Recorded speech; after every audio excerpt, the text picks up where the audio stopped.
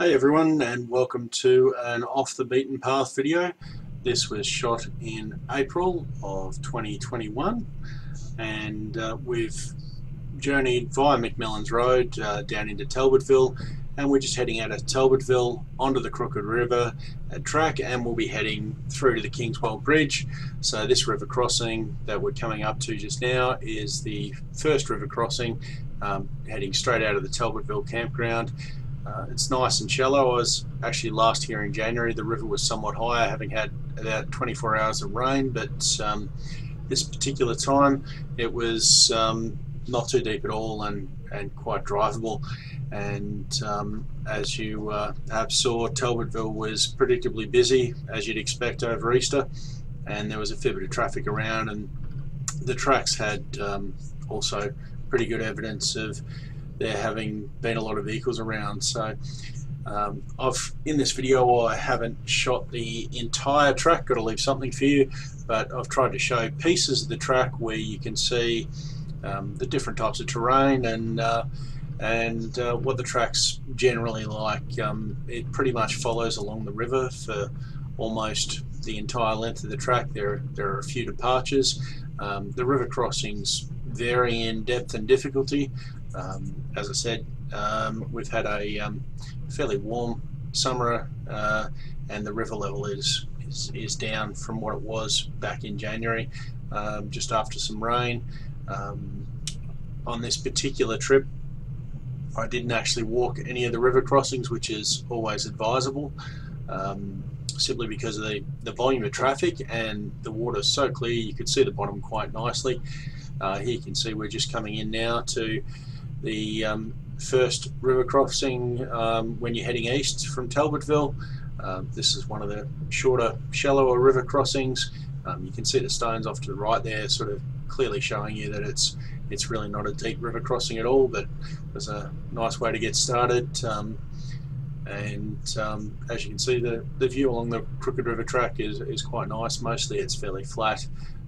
There's a few sections where you head up from the river, but generally speaking it's a flat, easy track to drive along. So coming now into the next river crossing, and you can see the amount of water that's been pulled up on all of these crossings out of the river onto the tracks, again just from the volume. This one's still not too deep but fairly wide. I know when I drove this in January it was definitely advisable to sort of swing out to the right there, and then sweep back around to the left. But with the water depth where it was on this particular trip, I really didn't worry too much about that. Just headed straight across. You can see some people there sitting up on the bank, probably enjoying some lunch. And you can see here as we drive out how wet the track is, just from the amount of water that's been pulled out of the river, with everybody's vehicles dropping it on the track as they head off.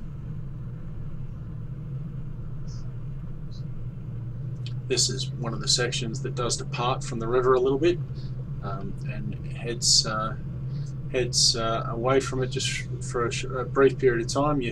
Along the whole Crooked River track you spend a lot of time sort of driving up away and then back towards the river.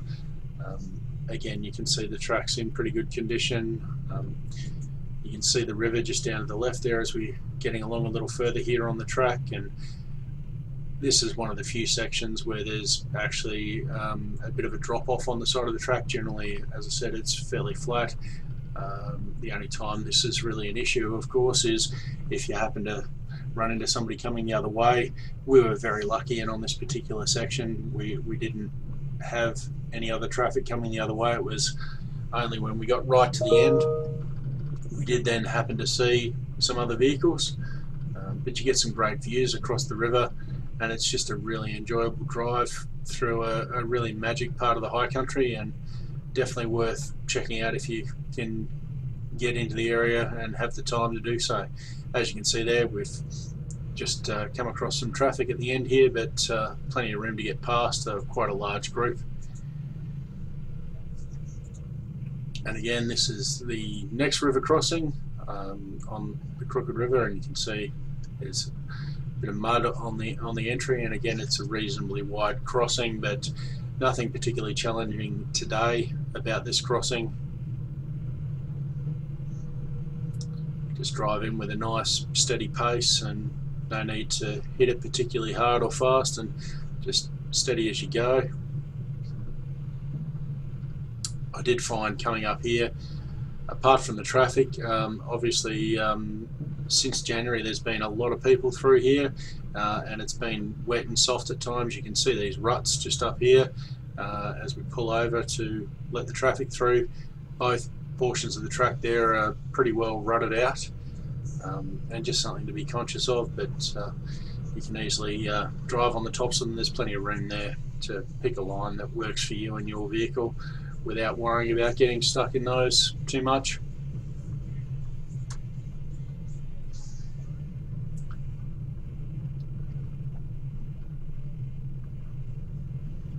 There are a few tracks that head back up to the Dargo High Plains Road, coming off the sort of, I guess that would be the eastern side here of the Crooked River track. They vary in steepness, but all of them are fairly steep. Today we wanted to follow this through to the Kingswell Bridge and ultimately up onto Billy Goat's Bluff, so we kept going. This just up here, we're coming along, I believe, to the only gate on this section of the Kingswell Bridge, of the Crooked River track, I should say. And there's certainly handy to have some passengers in the vehicle with you so they can open the gate. Makes it a lot easier to drive through. Nothing you can't do solo, of course. And you can see here, just on the other side of this bridge, there's a decent sized sort of rut that's been dug out.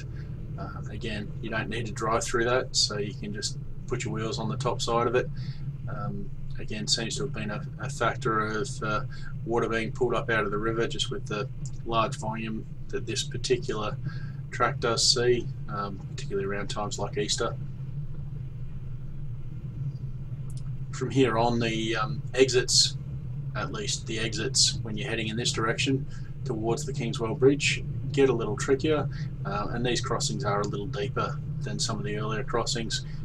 Again, nothing to worry about at this particular time, but well worth checking out if the river's up a little higher. The film doesn't particularly show too well there, being shot on a GoPro. It does tend to flatten things out a bit, but that was a fairly lumpy sort of exit. We were able to choose a good line, keep traction, and just drive straight out of there. It wasn't too challenging,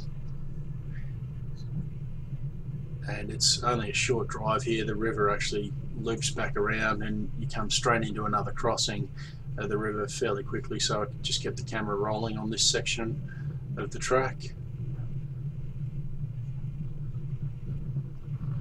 I remember this particular crossing again quite well from January. It was very deep. You can see even today it's quite a wide crossing. You can see the rocks off to the right there, so it's certainly a bit shallower over there. And again, driving over that direction was certainly advisable. I did follow that line a little bit today, but in January that was definitely necessary. There was a good 20 centimetres difference in the depth, and it's reasonably tight, this exit, and again a little bit lumpy. You can see a rock just in the middle there going under the car.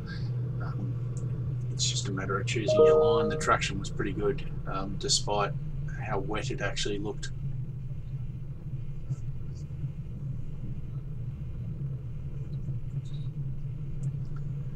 There's still some active farming, goat and cattle farms along this section of Crooked River, so you will at various times see some private property. And as the closeout of the video says there, it was just an easy run of a few more minutes to the Kingswell Bridge. So thanks for watching, everyone.